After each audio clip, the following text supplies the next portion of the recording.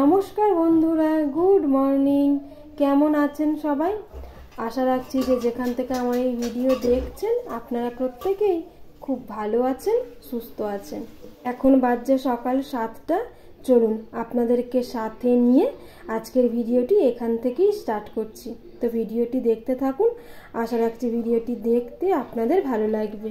সকালবেলা উঠে একটু ফ্রেশ হয়ে নিয়েছি, তারপর ওই বাসি ঘরটা ঝাড়ু দিয়ে নিয়ে মুছে নিয়ে আর এই যে চলে আসলাম রান্নাঘরে।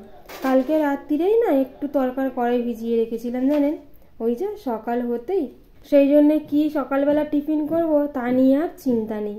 তো ওই যে ওইদিকে কড়াইটা সেদ্ধ হতে বসিয়ে দিয়েছি, দুটো মতোই সিটি দেবো জানেন, সারা রাত্রি ভিজেছে তো তাতেই ভালো সেদ্ধ হয়ে যাবে। আর ওইদিকে যতক্ষণে কড়াইটা সেদ্ধ হচ্ছে ততক্ষণে এই যে পেঁয়াজ টমেটো এইগুলো যা যা লাগবে কেটে নিলাম। চলুন, এইদিকে কড়াইটাও সেদ্ধ হয়ে গেছে, কুকারটা নামিয়ে রেখে তারপরে এই যে তরকারিটা বসিয়ে দিলাম। তো ওই তেলের মধ্যে একটু শুকনো লঙ্কা তেজপাতা ফোড়ন দিলাম, তারপরে পেঁয়াজটাকে খুব ভালো করে ভেজে নিয়েছি আর একটু আদা রসুন দিলাম জানেন। আদা রসুনটা ভালো করে ভেজে নিয়ে টমেটো দিয়ে ভালো করে ভেজে নিয়ে তারপরে ওই রেগুলারে যে সমস্ত মশলাগুলো থাকে, একটু হলুদ গুঁড়ো, লঙ্কার গুঁড়ো, একটু জিরের গুঁড়ো, ধনের গুঁড়ো, নুন আর অল্প একটু চিনি, এগুলোকে দিয়ে খুব ভালো করে কষিয়ে নিয়েছি। তারপরে ওই যে সেদ্ধ করে কড়াইটা দিয়ে একটু নাড়াচাড়া করে নিয়ে আর একটু জল দিলাম জানেন, আর একটু ফুটবে তারপরেই নামিয়ে নেব। তো এই যে ওইদিকে যতক্ষণে তরকারিটা হচ্ছে, চলুন এইদিকে রুটিগুলোকেও করে নিই একে একে। আটাটা না একটু আগে থেকেই মাখিয়ে রেখেছিলাম জানেন, আটা একটু আগে থেকে মেখে রাখলে রুটিগুলো না বেশ ভালো হয়। তবে সব দিন সময় হয় না, যেদিনে ওই তাড়াহুড়ো থাকে সেদিনে তো সঙ্গে সঙ্গে আটা মেখে একেবারেই রুটিগুলোকে করে নিই। তবে আজকে ওই যে তরকারিটা করবো তো ততক্ষণে তার আগেই আটাটা মেখেছিলাম। চলুন, এইদিকে তরকারিও হয়ে গেছে আর রুটিটাও হয়ে গেছে। তরকারিটা একটা বাটিতে করে ঢেলে নিলাম, নিয়ে একদিকে চা বসিয়েছি জানেন, আর একদিকে দুধটা একটু ফুটতে বসিয়েছি। আর এই যে এদিকে খাবারটাও রেডি করে নিলাম, আর এদিকে তরকার উপর দিয়ে একটু কাঁচা লঙ্কা আর একটু কাঁচা পেঁয়াজ কুচিয়ে দিলাম। এই দুটো না হলে তরকাটা না খেতে খুব একটা ভাল লাগে না। যাই হোক, রুটির সঙ্গে না অনেক দিন পরে আজকে একটু তরকা করলাম, খেতে বেশ ভালো হয়েছিল জানেন। তো টিফিন করা হয়ে গেছে, তারপরে এই যে চলে আসলাম ছাদে। সকালবেলা ঘর মোছার পরেই না জামা কাপড়গুলোকে একটু সার্ফ জলে ভিজিয়ে রেখেছিলাম। তারপরে তো দেখলেনই নিচে ওই যে সকালের টিফিনপত্র করে নিয়ে আর এই যে এখন সবে জামা কাপড়গুলোকে কাচলাম। আর অনেকগুলো ছিল তো ওই জন্য ভাবলাম একটু ভিজানো থাক। তো এই যে ভিজিয়ে রেখে সব মেলা হয়ে গেছে, চলুন যাই এবার নিচে। এবার এই যে ঘরের এদিকে টুকটাক যা কাজ আছে কাজগুলোকে করে নিই। তো রিমির আজকে পরীক্ষা আছে, যাবে স্কুলে। তবে রান্নাবান্না তাড়াহুড়ো নেই, সকালবেলা ওই ছাতু খেয়েই যাচ্ছে। ঘন্টা দেড়েকের তো পরীক্ষা, তারপরে দুপুরবেলা এসে ভাত খায়। সেই জন্য আর এখন তাড়াহুড়ো করে সকালে রান্নাটা করলাম না, এই টুকটাক কাজগুলোকে করে নিই, তারপরে দুপুরে রান্নাটা চাপাবো। আর আপনারা তো জানবেনই, এই ঘরের বিছানার ওপরে সারাক্ষণ ওই বই খাতা পেন পেন্সিল এগুলোই পড়ে থাকে। তো ওই সমস্তটা গুছিয়ে নিলাম। আর এই যে এই জামা কাপড়গুলো না কালকে সন্ধেবেলা কেচেছিলাম, তো এই ঘরেই রেখে দিয়েছিলাম, এগুলো এখন গুছিয়ে রেখে দিলাম। আর এই যে এখানে চলছে স্কুলের প্রজেক্টের কিছু কাজ। তো এই যে এটা ড্রয়িং করেছে গ্লোবাল ওয়ার্মিং, তো এটা আজকে বোধহয় স্কুলে লাগবে, তো সেই জন্য রেডি করে এখানে রেখে দিয়েছে, যাওয়ার সময় স্কুলে নিয়ে যাবে। তো চলুন যেটা যেখানে ছিল রেখে দিয়ে, আর এই যে বইয়ের জায়গাটাও না বেশ ধুলো জমেছে, ওটাকে একটু পরিষ্কার করে নিলাম। আর এই যে সোফার জায়গাটা দেখেছেন, কাগজপত্র কালকে সারা রাত্রি ধরে হয়েছে, ওই স্কুলের প্রজেক্টের কাজ প্রায় 2-2:30 পর্যন্ত করেছে বসে বসে। তো ওই যে ওই জন্য আর রাত্রিরে সরাইনি, ওই সমস্তটা ওখানে পড়েছিল সোফার উপরে। তো আমি এই যে এখন পরিষ্কার করার সময় সবটা জায়গা মতো আবার গুছিয়ে রেখে দিলাম। এই যে পরিষ্কার করতে গিয়ে দেখি এখানে স্কুলের ড্রেস থেকে একটা বোতাম খুলে পড়ে গিয়েছিল, সেটাকে আবার এখানে নিয়ে রেখে দিয়েছে। দেখি পরে সময় পেলে বোতামটাকে সেলাই করে দেব। তো এদিকে ছোট ঘর ডাইনিং সমস্তটাই পরিষ্কার করা হয়ে গেছে।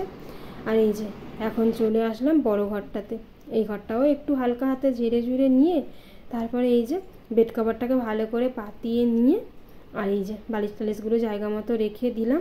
আর এই ঘরটারগুলো না যতক্ষণ পরিষ্কার করতে না পারছি ততক্ষণ রান্নাঘরে গিয়েও শান্তি নেই, ওই বারবার রান্না করতে করতে তখন একটু একটু পরিষ্কার করতে আসবো, তখন দেখি রান্নার বেশ অসুবিধা হয় জানেন।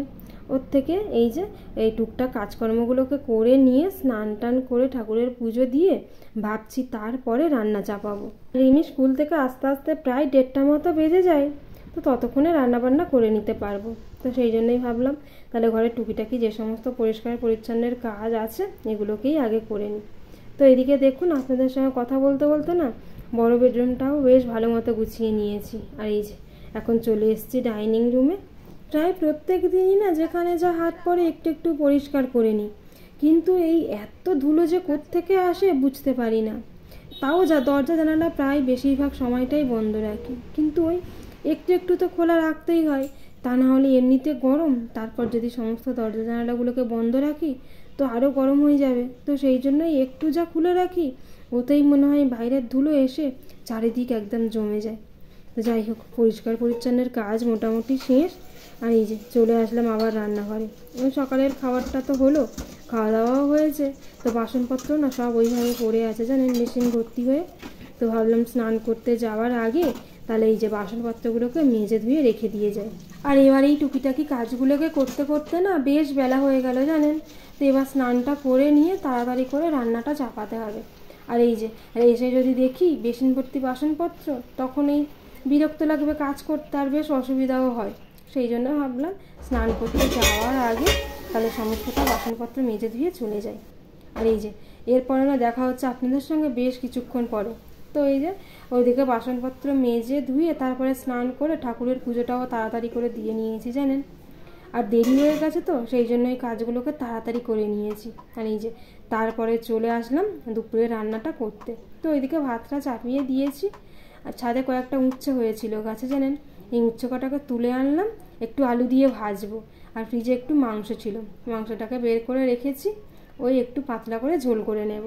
গরম গরম ভাত, উচ্ছে আলু ভাজা আর মাংসের তরকারি, মোটামুটি এই আজকে আমাদের দুপুরের খাবার। আর মাংসটা ওই 3-4 দিন আগে আনা হয়েছিল, তো তখন একটু হয়েছিল আর অল্প একটু ফ্রিজের মধ্যে ছিল, তো সেটাই বের করলাম। তবে খুব বেশি নেই, অল্প একটু আছে, যতটুকুনি আছে একবেলা 3 জনের ভালো মতো হয়ে যাবে। তো সেই জন্য এইটুকুনি বের করলাম। আর এই যে এইদিকে উচ্ছে আলুটাও ভাজা বসিয়ে দিয়েছি। উচ্ছেটাকে প্রথমে একটু তেলের মধ্যে হালকা করে ভেজে নিয়েছি জানেন, তারপরে আলুটা দিয়েছি। এবার হলুদ আর একটু নুন দিয়ে ভেজে নিয়ে আর এই যে এখন বাটির মধ্যে ঢেলে নিলাম, ভাজা হয়ে গেছে। চলুন এবার মাংসের তরকারিটাও চাপিয়ে দিই, খুব বেশি সময় লাগবে না রান্নাটা হতে। এই যে আলুগুলোকে ভেজে নিচ্ছি, এবার মশলাটা কষিয়ে নিয়ে তারপরে মাংসটা দিয়ে আর চাপা দিয়ে দেবো, ব্যাস। এবার ধীরে সুস্থে হতে থাকবে। আর মাংস রান্নার তো কোনো ঝামেলাও নেই, সারাক্ষণ কড়ার সামনে দাঁড়িয়েও থাকতে হয় না, একটু কষিয়ে নিয়ে চাপা দিলে মাঝে মাঝে এসে একটু নাড়াচাড়া করে দিলেই হবে। চলুন ওই যে বললাম না যে মশলাপাতি যা দেওয়ার দিয়ে আর মাংসগুলোকে দিয়ে দেবো, এই যে চাপা দিলাম, এবার এই মাঝে মাঝে এসে নাড়াচাড়া করে নেব, তাহলেই হয়ে যাবে।